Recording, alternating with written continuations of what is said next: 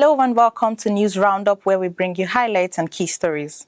I'm Dominion Adeyanju. First, the headlines. Governors back tax reform bills, propose new VAT sharing formula. Governor Dodo assures total support for families of fallen heroes. Liverpool forward, Salah lined up by Al Hilal for transfer as Neymar replacement. Now the news in details. Nigerian governors have thrown their weight behind the federal government tax reform bills, but they are proposing a new sharing formula for value-added tax VAT. The decision followed a meeting of the Nigeria Governors Forum (NGF) and the Presidential Tax Reform Committee, which was held on Thursday. In a communique at the end of the meeting, the Governors Forum reiterated its strong support for the comprehensive reform of Nigeria's archaic tax laws. According to the NGF, the new sharing formula will be 50% based on equality, 30% based on derivation, and 20% based on population. Members of the forum agreed that there should be no increase in the VAT rate or reduction in corporate income tax at this time to maintain economic stability. The forum advocated for the continued exemption of essential goods and agricultural produce from VAT to safeguard the welfare of citizens and promote agricultural productivity. The NGF recommended that there should be no terminal clause for the Tertiary Education Trust Fund, TET Fund, National Agency for Science and Engineering Infrastructure, NASENI, and National Information Technology Development Agency, NITDA, in the sharing of development levies in the bills. Despite the heated debates that the tax reform bills have generated, the governors say they support the continuation of the legislative process at the National Assembly that will culminate in the eventual passage of the tax reform bills. The Kogi State Governor Ahmed Usman Ododo has assured of total support for families of the nation's fallen heroes for their bravery and patriotism. Governor Ododo gave the assurance at a ceremony to mark the 2025 Armed Forces Remembrance Day at the World War Cenotaph in Lokoja. Governor Ododo acknowledged the significance of Armed Forces Remembrance Day, describing it as a moment to remember and deeply reflect on the contributions of the armed forces to nation building. The governor reaffirmed his administration's commitment to supporting families of the fallen heroes and providing for veterans who serve Nigeria with distinction. The governor also announced the immediate enrollment of widows and children of the fallen heroes into the free health insurance coverage under the Kogi State Health Insurance Scheme. He pledges continued support to the injured officers and men of the armed forces in Kogi State and called for unity towards building a nation that is worthy of their sacrifices. As we remember the fallen heroes today, we must not forget those who have been injured in the line of duty while serving here in Kogi State. Their bravery, though met with hardship, stands as a testament to their unwavering commitment to our great nation. On behalf of the government of Kogi State and the good people of our dear state, I pledge our continued support to the injured members of our armed forces. We owe them not just gratitude, but tangible assistance to help them rebuild their lives. Similarly, we recognize the widows and families of our fallen heroes. These women and their children carry on with the legacy of the brave men and women we have lost. To ease their burden and honor their sacrifice, I am proud to announce that Government of Kogi State will provide free health insurance for widows of our fallen heroes through the Kogi State Health Insurance Scheme. This is not just a policy, it is a promise to stand with them as they navigate the challenges of life without their loved ones. Governor Dodo commended President Bola Ahmed Tinubu for prioritizing peace and security of the nation as embodied in the renewed hope agenda of his administration. The event featured the traditional wreath-laying ceremony where Governor Ododo, alongside military commanders, traditional rulers, and representatives of army veterans, paid tributes to the fallen heroes. Meanwhile, some residents at the ceremony expressed gratitude to the armed forces and urged continued support for their families and others still in service. The Kogi State government has awarded contracts for the maintenance and rehabilitation of over 100 kilometers of rural roads under the Rural Access and Agricultural Marketing Project, RAMP. This was made known following the contract signing ceremony in Lokoja. Khadija Mohammed has the details.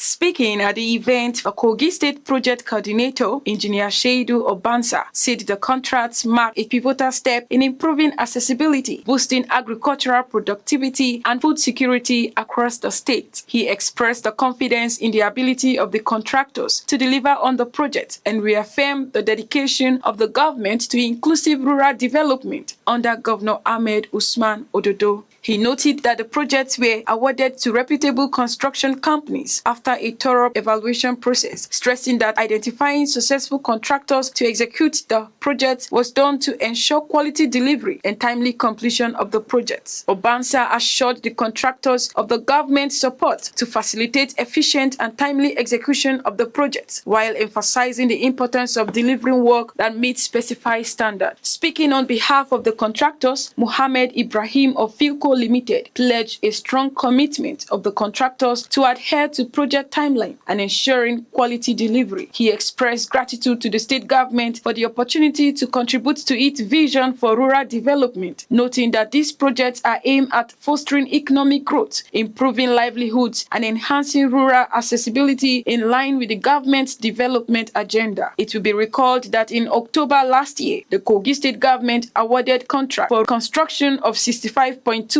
kilometers of rural roads, with civil works now in progress.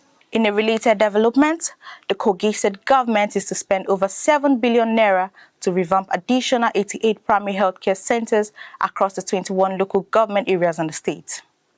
Governor Ahmed Usman Ododo disclosed this at a ceremony held at the Model Primary School Healthcare Center in Filili, Lokoja, to officially hand over sites of the 88 additional primary healthcare centers to contractors by the state government for revitalization across the state. Shamsuddin Serki has the report. Governor Ahmed Usman Ododo, who was represented by the State Commissioner for Health, Dr. Abdulaziz Adams, noted that the revitalization of the new set of 88 primary healthcare centers followed the commencement of the revitalization of over 70 primary healthcare centers, which are already at various stages of completion, following approval by the state government in March 2024. He noted that the revamping of the primary healthcare centers, which will upgrade over 150 of such institutions in the state to functional level 2 health facilities, reflects the commitment of the present administration to enhance access to healthcare delivery across the state. Today, we officially handed over sites, primary healthcare center, 1 out of 88 across the state, to various contractors to earnestly commence the revitalization process of these PHCs from whatever level they are to a minimum of level 2 functional primary healthcare centers. This is in addition to the already ongoing revitalization of 70 PHCs across the state, and now we're having additional 88. By the grace of God, in no time, we'll commence the revitalization of another set of PHCs. The ultimate aim is to ensure that every ward has at least 1 functional level 2 primary healthcare center. Governor Ododo expressed appreciation to President Bola Ahmed Tinubu for his visionary leadership that accords utmost priority to the well-being of ordinary Nigerians through enhanced access to healthcare, especially for people at the grassroots level. He also acknowledged efforts by the immediate past administration of former Governor Yahya Bello for laying a solid foundation in the health sector in the state. He called on the contractors to adhere to the highest standards of professionalism in the execution of the projects and to ensure timely completion of all the projects within 4 months. The governor, who urged the contractors to engage with the local government authorities and stakeholders in the communities for inclusive approach towards social and environmental safeguards in project implementation, also called on the local authorities and stakeholders in all communities where the projects have been cited to take ownership and ensure adequate protection of personnel, equipment, and the primary healthcare centers when completed. On their parts, Stephen Issa, who spoke on behalf of the contractors, noted that they are committed to delivering facilities that would meet the highest standards of quality, functionality, and sustainability. The news roundup is coming to you on Lugard TV. Just stay tuned, we'll be back shortly.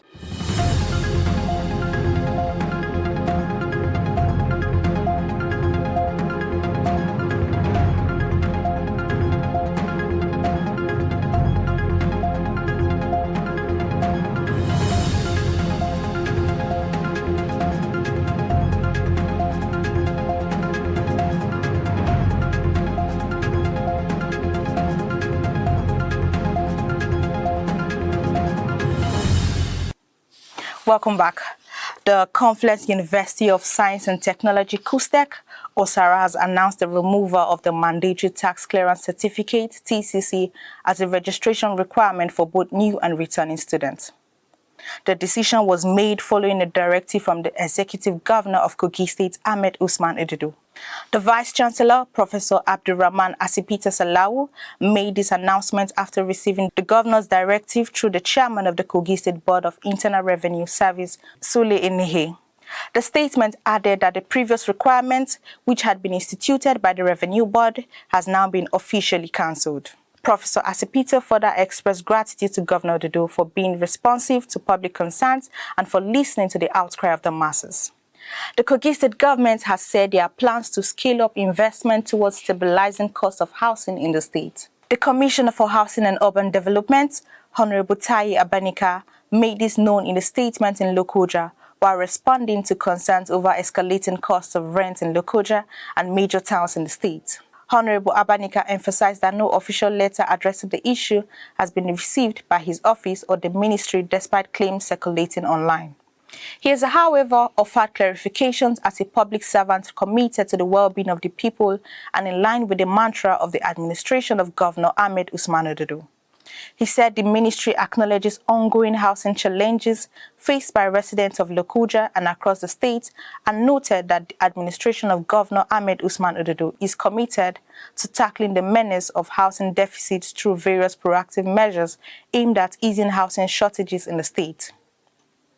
He said the ministry acknowledges ongoing housing challenges faced by residents of Lokoja and across the state and noted that the administration of Governor Ahmed Usman Ododo is committed to tackling the menace of housing deficit through various proactive measures aimed at easing housing shortages in the state.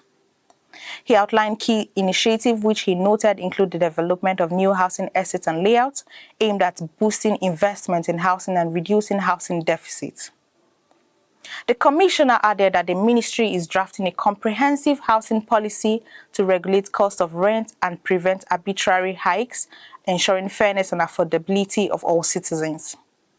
He further reassured the public that the ministry remains open to addressing housing concerns, encouraging residents to submit grievances through official channels for prompt resolution.